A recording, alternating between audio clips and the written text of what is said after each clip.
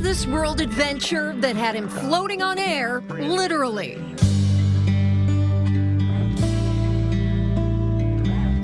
Stratum's Scott Kidd Poteet is feeling grounded once again. We paid him a visit a week after he broke new ground in orbit. The police station had put up a marquee that said, "Welcome home, Scott Kidd Poteet. Welcome back to Earth and Stratum."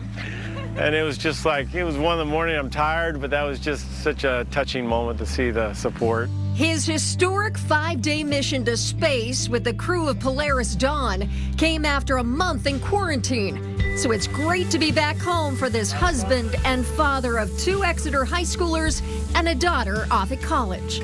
Hey! Hi! Look it, you're on the news.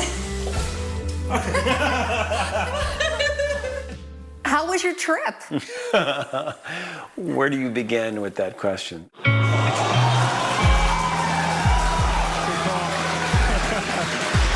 The Polaris Dawn pilot and his crew made history.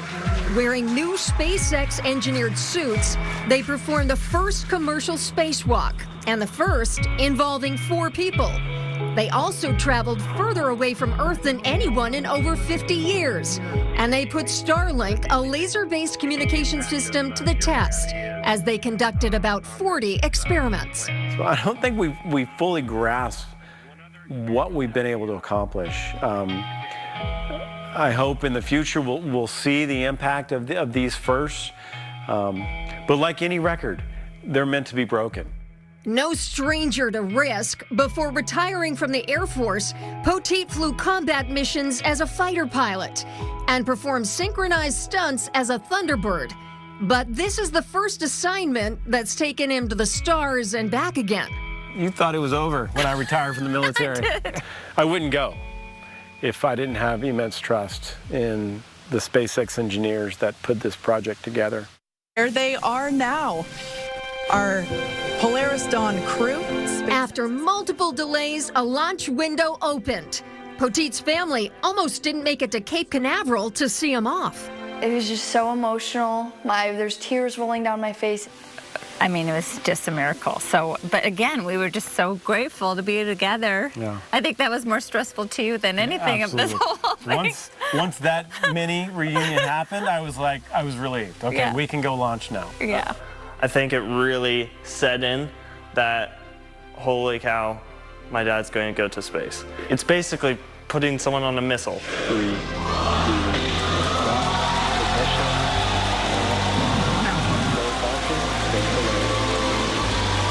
Copy, 1 Alpha. I couldn't believe it was finally happening. Zeta 1 propulsion is nominal.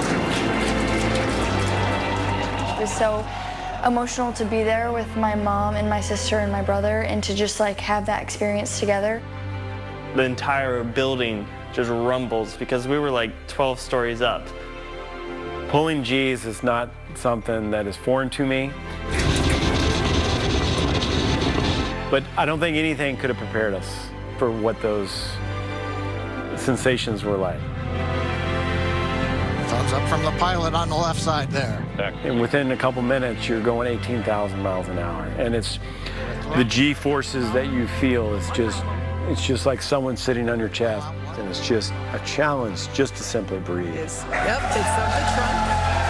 We can see it separating from the second stage. You know, you separate from the second stage and now you're in space. You're floating at 0 Gs. There's this like cross-coupling effect, this translation of, oh, get your wits about you.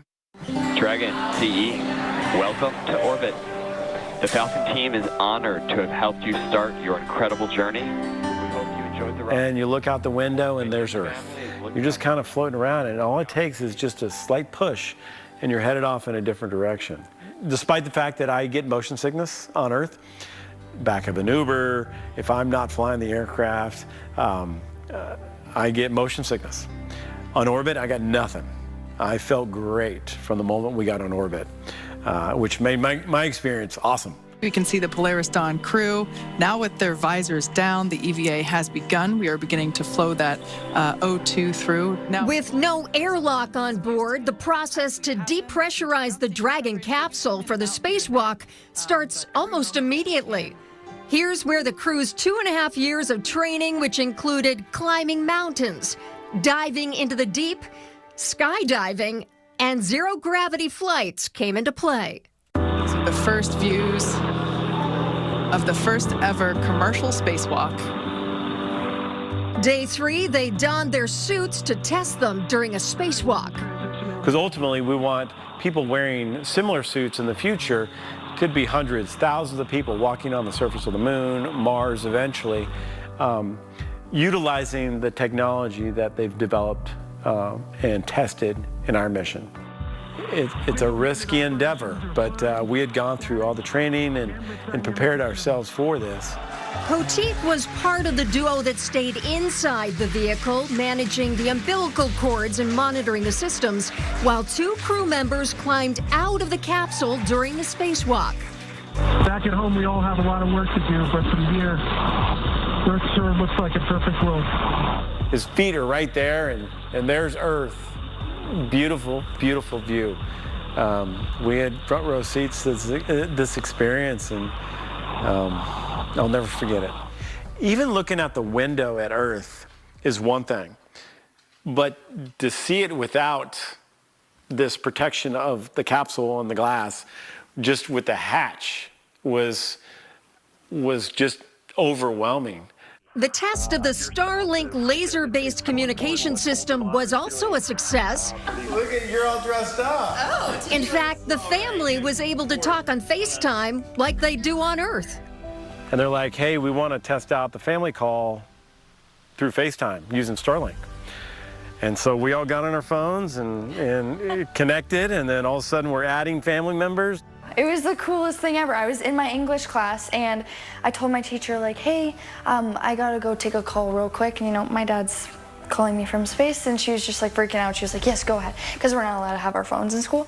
And I went out in the hallway and I just talked to my dad from space. Like, you would never expect it. Like, insane, insane. And it was almost like instant communication too, and like how clear it was. Honestly, my school's reception was worse than in space.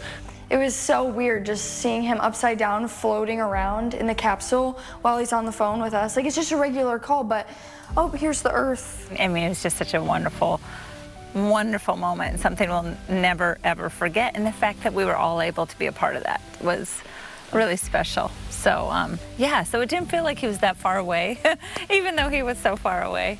Polaris Dawn also placed a local call to the crew at the International Space Station.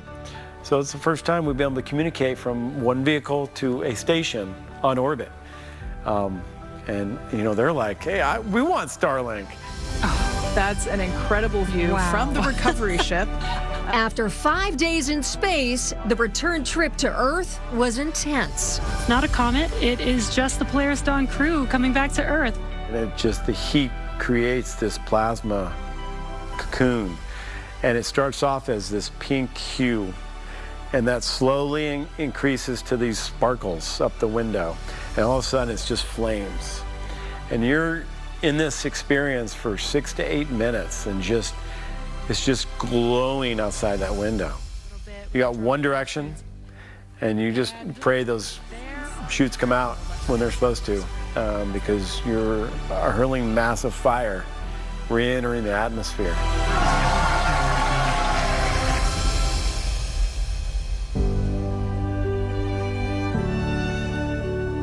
I'm so proud of him, and I'm so grateful he's home for many more adventures on Earth.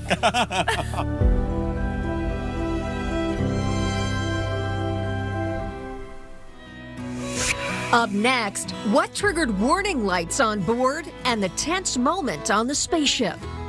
There was one moment of anxiety. The Dragon's alive. It makes all these noises. So when anything goes quiet, it's like, why is it so quiet? Plus, looking forward to his next mission.